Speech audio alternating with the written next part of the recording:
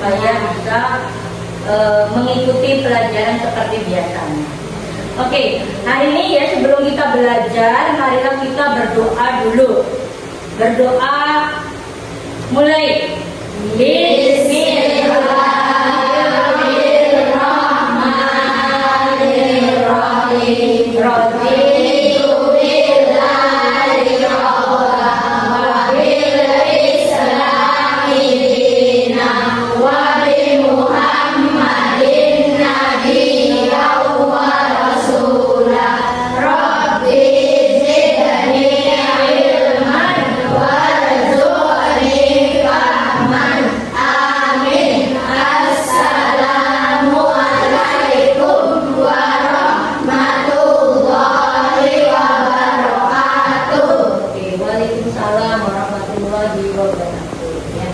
Oke anak-anak, untuk hari ini kau tidak mau belajar tentang apa? Kalau tidak salah minggu kemarin kita sudah belajar tentang coding.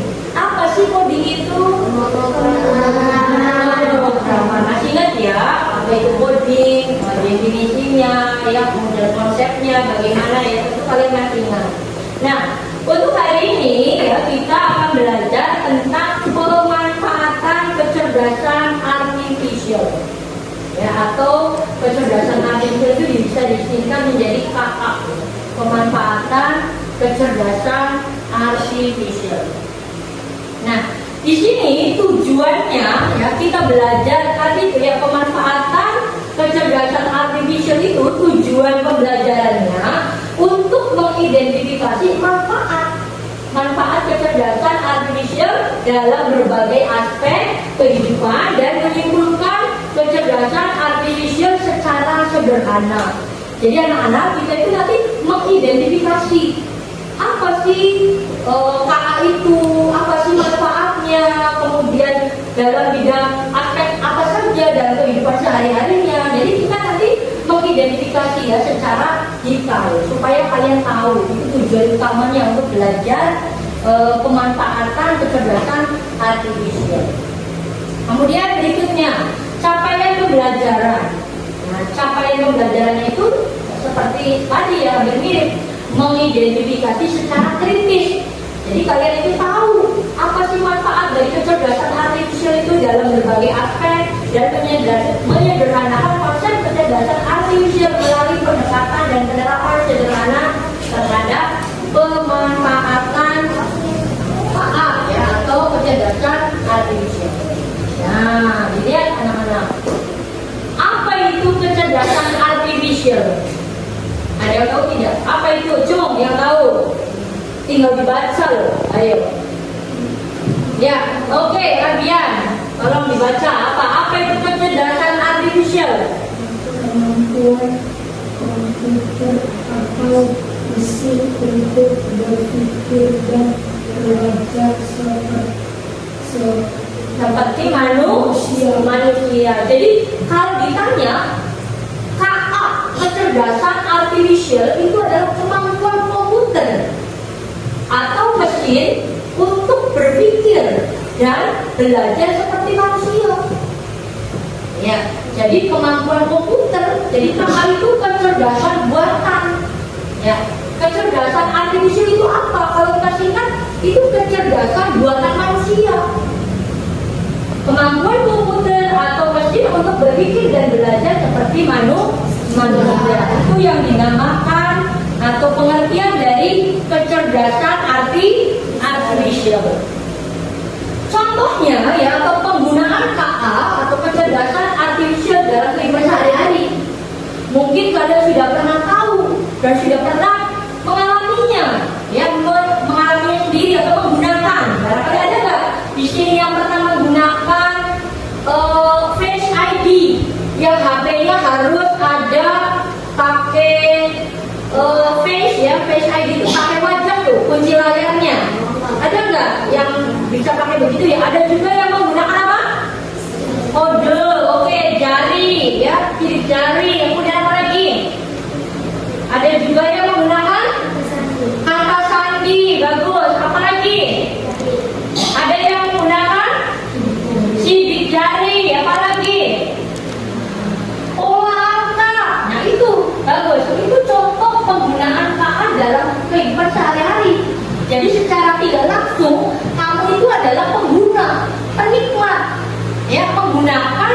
kecerdasan artificial itu. Yang kedua, di sini ada contohnya. Ini tahu nggak gambar apa? Oke, robot mesin. Robot apa itu? Pengantar makanan. Nah, ini robot ini fungsinya untuk mengantarkan makanan yang tahu di restoran itu jadi tanpa menggunakan bantuan manusia. Jadi yang bergerak itu robot. Ya, itulah bentuk penggunaan kata. Kemudian berikutnya ada juga Google Translate. Pernah tidak kalian menggunakan Google Translate? Nah, contohnya pelajaran apa? Bahasa Inggris. Kamu menerjemahkan dari Indonesia ke Inggris atau dari Inggris ke Indonesia. Nah, itu juga ada Google Translate. Selain Google Translate apa lagi? Ada juga yang kalian pakai, yang biasa pakai WA, apa lagi? TikTok, YouTube, IG, Instagram, Facebook. Nah, ya. Jadi di sini Ibu ambil beberapa contohnya ya, contoh penggunaan kecerdasan artificial dalam kehidupan sehari-hari. Di sini ada Google Translate. Kemudian di sini ada gambar apa? Kira-kira mobil apa ini? Ada tahu? Mobil listrik, bagus, atau dinamakan mobil otonom, ya, atau mobil listrik.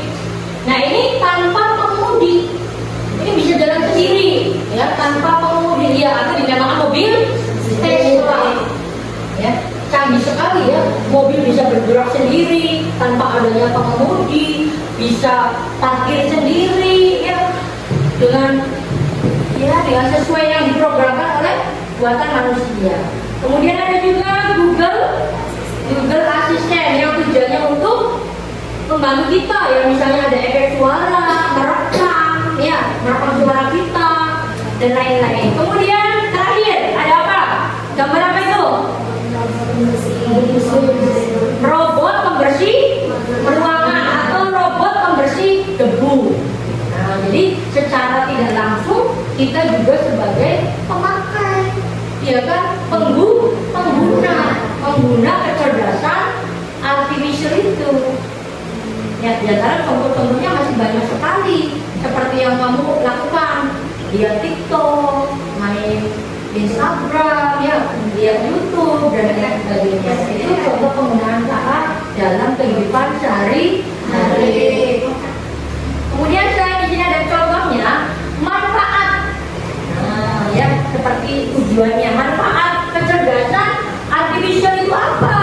Manfaatnya yang pertama, dapat membantu manusia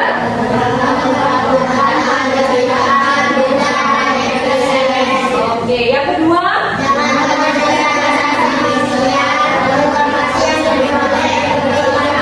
oke, seperti apa? Contohnya yang pertama, dapat membantu manusia dalam melakukan pekerjaan lebih cepat, mudah, dan efisien. Contohnya apa? Misalnya kalian ada PR, ya kan? PR bahasa Inggris, kamu langsung lihat di Google Translate, ya. Itu lebih cepat karena tanpa melihat kamus lagi, ya kan, lebih cepat. Kemudian lebih mudah, lebih efisien dan lain sebagainya. Kemudian yang kedua, dengan kecerdasan artificial, informasi yang diperoleh lebih cepat. Misalnya, ya, lihat berita, ya kan, tanpa lihat langsung ya di lokasi kejadiannya, tetapi kamu sudah tahu meskipun beritanya itu ada di luar negeri, seperti peperangan antara Israel dengan Palestina, itu kan sudah tahu ya, meskipun kita tidak kesana langsung, tapi ada videonya, ada beritanya dan lain-lain. Ya, jadi manfaat kecerdasan artificial itu yang pertama jelas untuk membantu manusia dalam melakukan pekerjaan, ya. Misalnya kayak tadi robot, ya, harusnya dilakukan oleh manusia, tetapi dilakukan oleh robot yang menggerakkan, ya. Kemudian alat penghisap debu, ya, atau pembersih debu itu tanpa kita melakukannya langsung, dilaksanakan atau dikerjakan oleh robot pintar itu sendiri, ya. Jelas sampai sini? Berikutnya, contoh pemanfaatan kata dalam kehidupan sehari-hari. Jadi tadi contohnya banyak ya, ada Google Translate, ya, kemudian ada robot pembersih, ya, kemudian apa lagi tuh, ada mobil Tesla. Nah, diantaranya ya, ini aspek yang pemanfaatannya itu di bidang pendidikan. Bu, apa sih kalau di dalam bidang pendidikan manfaatnya? Contohnya misalnya ibu nih menggunakan Canva, ya, tahu tidak Canva? Misalnya menggunakan Canva, ataupun bisa juga seperti ini menggunakan Infocus, ya, ataupun menggunakan feature-feature lainnya, template-template lainnya, ya. Kemudian bidang hiburan, kira-kira contohnya apa nih dalam bidang hiburan? Kalau ini bukan taat termasuknya. Contohnya apa? Kalau dalam bidang hiburan, apa? Temzone, bukan, itu permainan, ya. Atau kalau Temzone ada nggak yang menggunakan apa? Biasanya kalau di bidang hiburan itu ada YouTube, iya kan? Ya. YouTube. Nah, tanpa kita mengulang-ulang, biasanya kalau klik, kamu misalnya mengeklik lagu, ya, misalnya mengeklik lagu band misalnya, ya. Nah, secara otomatis biasanya kalau misalnya kamu mau ganti dengan lagu apa, yang tadi kamu klik itu biasanya otomatis nongol sendiri lagu tersebut, ya tidak? Lebih utama dulu, ya. Kemudian selain bidang hiburan, ada juga bidang transportasi. Nah, contohnya apa? Gojek, bagus. Ada apa lagi? Grab. Apa lagi? Taksi. Ya, taksi online mungkin. Beca apa? Ya, kemudian ada juga bidang kesehatan. Rumah sakit. Iya, rumah sakit. Tapi apa contohnya? Contoh yang menggunakan KA-nya ini apa? Kalau di bidang rumah sakit, pernah lihat tidak kalian dulu kalau ngecek darah tuh, periksa darah ya, tekanan darah, biasanya menggunakan yang sekarang berbeda karena kecanggihan teknologi yang sangat canggih atau dinamakan kecerdasan artifisial. Sekarang tanpa pompa, langsung masuk ke sebuah alat, nanti mereka sendiri mengecek ini, jadi bisa mendeteksi tekanan darah atau bisa juga mendeteksi penyakit lebih awal. Itu karena kecanggihan tadi artificial itu, ya, KA. Jadi dalam bidang kesehatan itu ada biasanya untuk mendeteksi penyakit lebih awal, ya. Kemudian alat-alat juga semakin canggih, ya, alat kesehatan itu, ya. Kalian bisa juga misalnya ya batuk-batuk, misalnya nggak sembuh-sembuh, kamu bisa tanya ke Halodoc, ya kan? Karena tidak lihat misalnya di Google, gitu kan? Nah, itu di Google Assistant juga bisa langsung menanyakan tentang keluhan-keluhan penyakit kalian. Jadi tanpa kalian pergi ke dokter, apa sih obatnya, itu kan bisa lihat di Google, ya. Kemudian di bidang keamanan, kira-kira kalau kecanggihan atau kecerdasan artifisial di bidang keamanan apa contohnya? Oh, di bidang keamanan, kenapa? Robot penjaga, selain robot penjaga, ada juga, ada yang tahu? Satpam, kalau satpam sih orang, apa kira-kira? Ya, kalau di bidang keamanan itu contohnya CCTV. Jadi tanpa kita jadi satpam, ya, kita lihat CCTV saja, tahu ada orang tidak di sekitar atau di sekeliling rumah kita ini, atau ada yang mencurigakan tidak, itu bisa lihat dari CCTV. Itu karena kandungan teknologi, ya. Itu untuk contoh pemanfaatan dari KA di berbagai bidang. Nah, di sini penggunaan kecerdasan artifisial secara aktif atau yang dinamakan pengembang dan pasif dinamakan pengguna. Pengguna KA secara aktif, pengembang adalah orang yang tidak hanya menggunakan, tetapi juga mengembangkan atau menciptakan teknologi berbasis kecerdasan artifisial. Nah, dilihat. Kalau untuk penggunaan KA secara aktif, berarti kamu itu tidak hanya menikmati, tapi bisa menciptakan. Contohnya ya, yang pengguna aktif berupakan contohnya. Kamu main game, tapi tidak hanya main game, bisa nggak kamu menciptakan gamenya sendiri? Bisa bikin game dewek, bisa nggak gitu ya?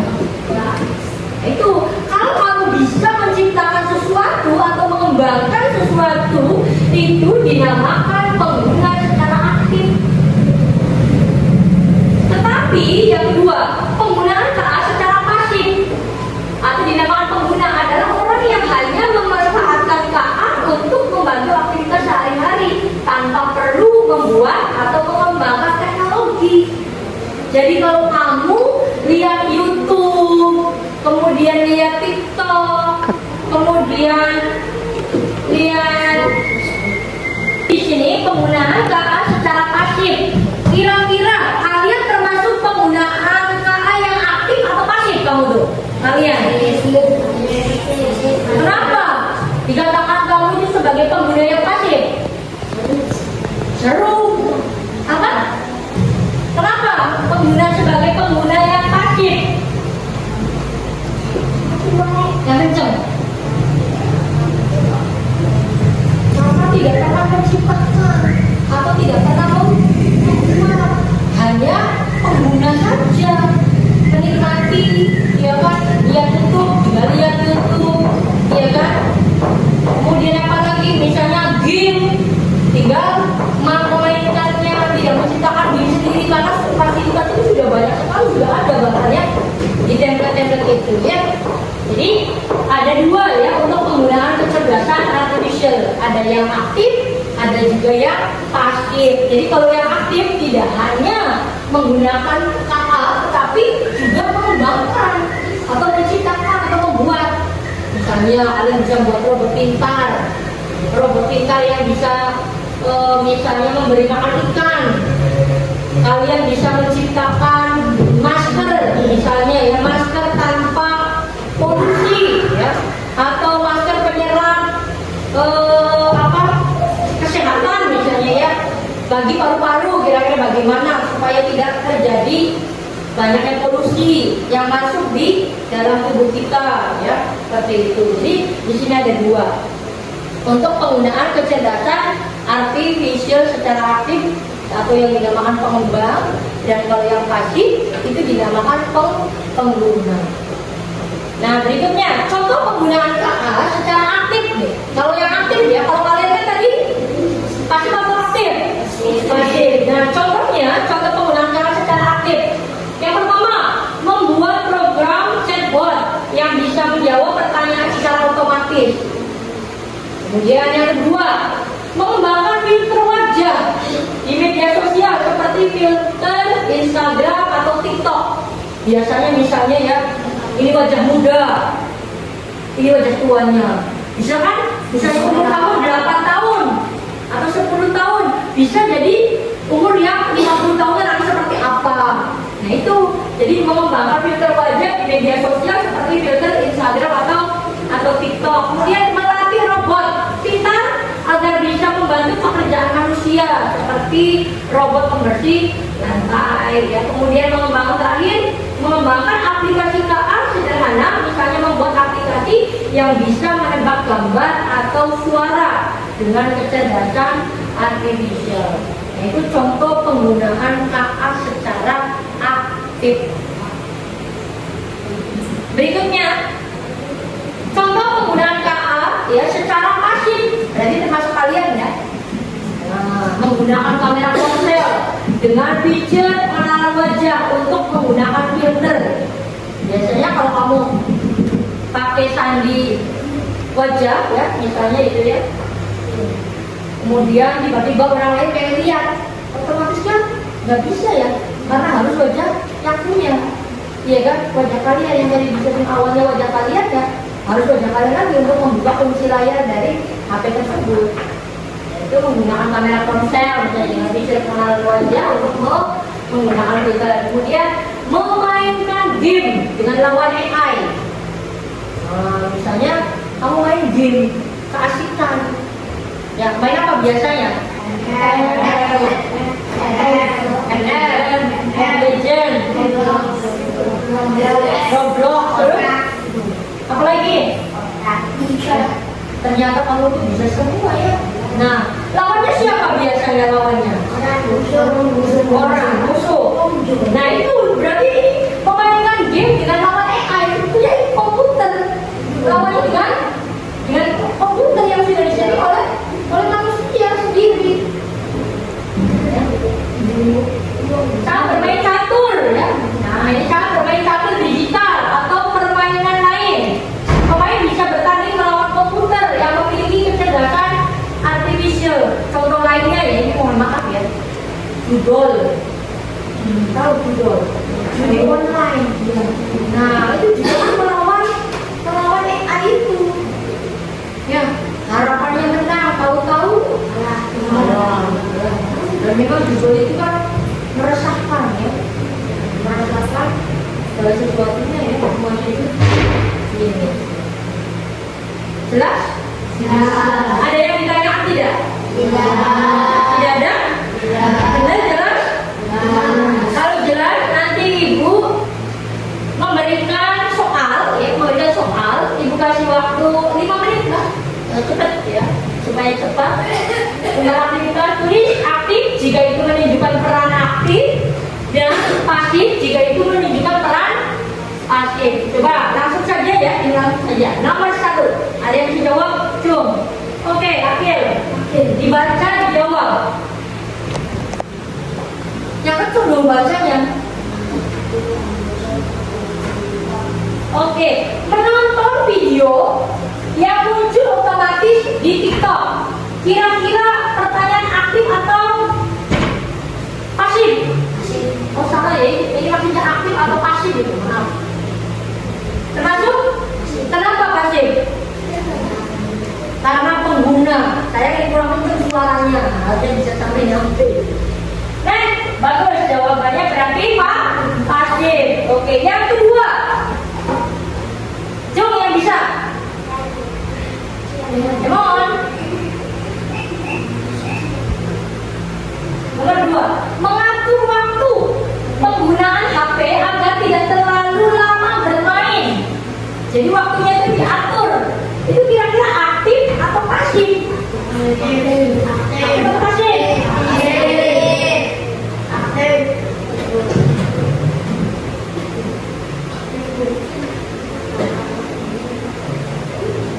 Termasuk? Kenapa? Dikatakan aktif. Karena mengatur penggunaan HP agar tidak terlalu lama bermain. Oke, aktif. Kemudian yang ketiga, Jom yang bisa. Aktif lagi, suaranya yang kencang. Dibaca, jawabannya apa?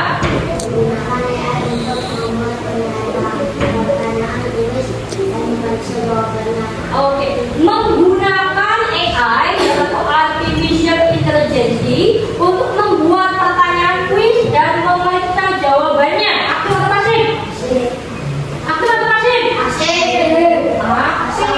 Karena di sini ada kata-kata apa sih? Menggunakan AI untuk membuat.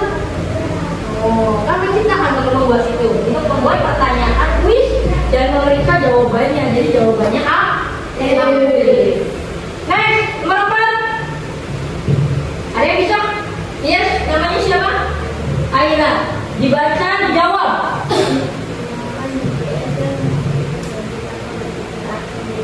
Oke, menyalakan GPS dan mengikuti petunjuk tanpa berpikir arah sendiri. Aktif atau pasif? Pasif, karena hanya menggunakan aplikasi ya, menyalakan saja. Yang mengaturkan orang lain. Oke, sip. Tepuk tangan dulu dong. Nomor 5, ya.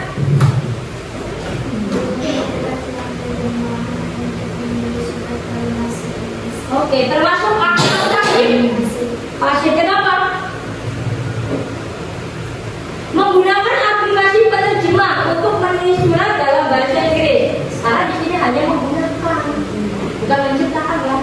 membuat. Jadi Pak pasif. Nomor 6. Ada yang bisa? Ada? Oke. Meo, nomor 6.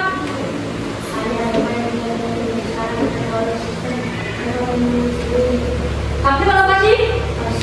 Pasif. Kenapa pasif? Karena hanya bermain game, ya kan? Terakhir, waduh mati semua ya.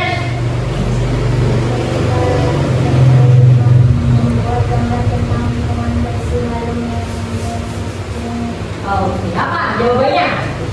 Pasif atau pasif? Kenapa pasif? Meminta AI membuat gambar tentang lingkungan bersih lalu menyuntingnya. Menyunting itu apa? Mengedit. Menyunting itu mengedit. Ya.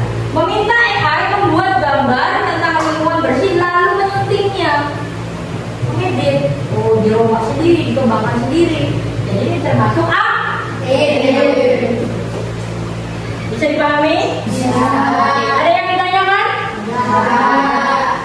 Oke, terima kasih. Tapi sebelumnya ya, sebelum Ibu selesai pembelajaran, Ibu akan ngasih beberapa soal kepada kalian. Kalau kalian memang benar-benar tidak ada pertanyaan, sudah bisa ya, jawablah pertanyaan ini ya. Kasih nilai nama ya, nama, kemudian ini satu persatu dijawabnya. Sok dikerjakan. Ya. Kemudian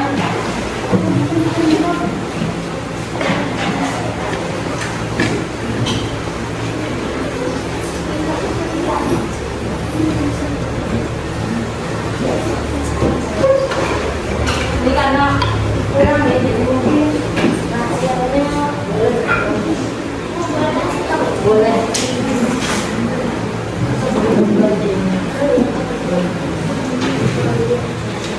Boleh diskusi satu-satu. Nyata ini kenapa?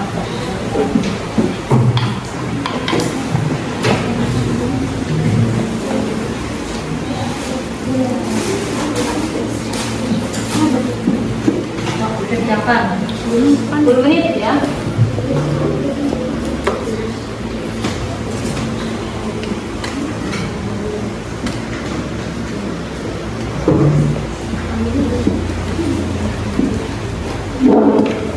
Lah kamu ini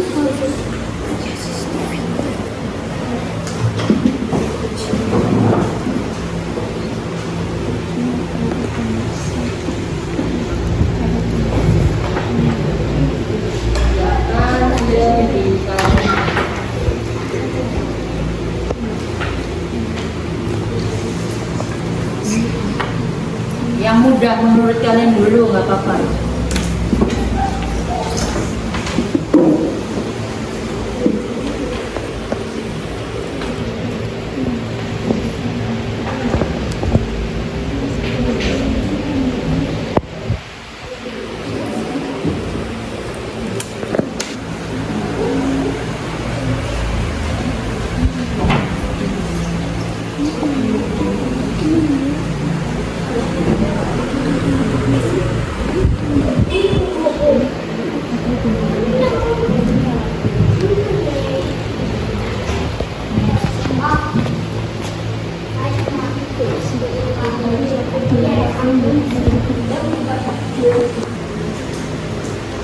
Pasti ini 1, 2, menurut kamu apa sudah terkandung seribu?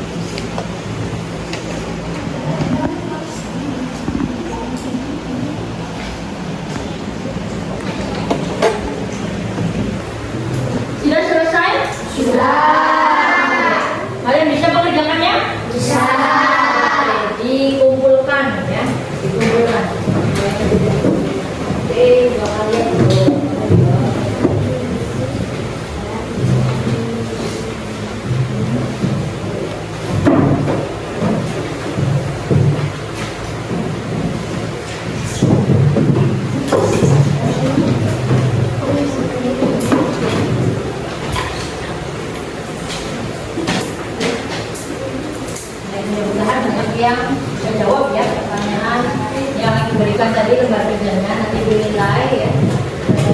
Bisa atau yang tidak paham itu nanti akan lihat jawabannya. Oke, setelah belajar KA ya, pemanfaatan KA ini, bagaimana perasaan kamu setelah mempelajari kecerdasan artificial ini? Kenapa kamu senang? Mendapatkan pelajaran baru, mendapatkan ilmu baru, apalagi menyenangkan. Oke, terima kasih ya. Nomor 2, pertanyaan yang kedua. Aplikasi apa yang sering kamu gunakan untuk membantu kamu belajar? Terus apa lagi? Duolingo. Biasanya kalau Duolingo itu untuk apa?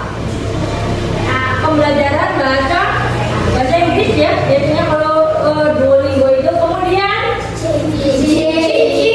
Biasanya kalau tanya ke Cici itu ada suaranya ya? Ada ngomong. Misalnya kamu pengen nanya tentang apa sih coding itu, nanti si Cici itu ngomong ya, ada suaranya. Beda dengan ChatGPT ya. Kenapa ya ada penggunaan ChatGPT? Kalau ChatGPT pada suaranya ya, hanya tulisan saja. Tapi kalau Cici biasanya ada rekaman suara dari komputernya sendiri ya. Oke, selain yang ada gunakan ada Google, ada Cici, kemudian ada Duolingo, apalagi? Masih ada lagi yang biasa atau yang pernah kalian pakai aplikasi apa? Ibu yakin ya kalian itu lebih hebat, lebih jago kalau misalnya yang berhubungan dengan game, yang berhubungan dengan IT itu HP ya, karena kalian sehari-harinya ya bermain game, jadi lebih tahu ya dibandingkan gurunya. Tapi ibu minta ya, pesan ya, tolong ya jangan sampai ada rahasia di antara kalian dengan orang tua. Jadi jangan ditutup-tutupi. Harusnya usia sekalian ini harus didampingi dengan orang tua. Jadi orang tua itu tahu ngecek kamu lagi lihat apa, atau sih kamu apa sih lagi belajar, atau sih lagi main game, ataupun lihat video-video yang tidak pantasnya kamu lihat. Jadi orang tua itu harus tahu sebetulnya ya. Jadi jangan kalau ada orang tua ngumpet-ngumpet main game, main HP-nya ya, tidak boleh seperti itu. Jadi memang harus ada etikanya juga ya. Tolong yang digunakan IT-nya dengan sebaik-baiknya, terutama dalam pendidikan atau belajar. Kemudian terakhir, seberapa sering kalian menggunakan teknologi? Nggak hitung, kira-kira berapa jam gitu dalam satu hari? 2 jam. Yang benar. Paling lama 5 jam. Dari jam berapa sampai jam berapa kamu?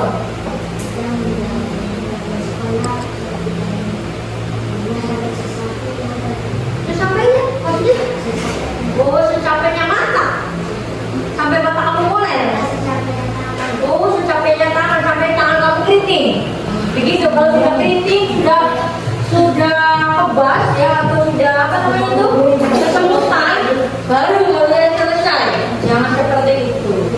Kalian harus bisa memanage waktu, harus bisa ya memanage waktu, bermain game berapa menit, belajar juga berapa menit. Jadi harus disusun dengan sebenarnya ya, harus efisien aja digunakan waktu kalau bulan game ya.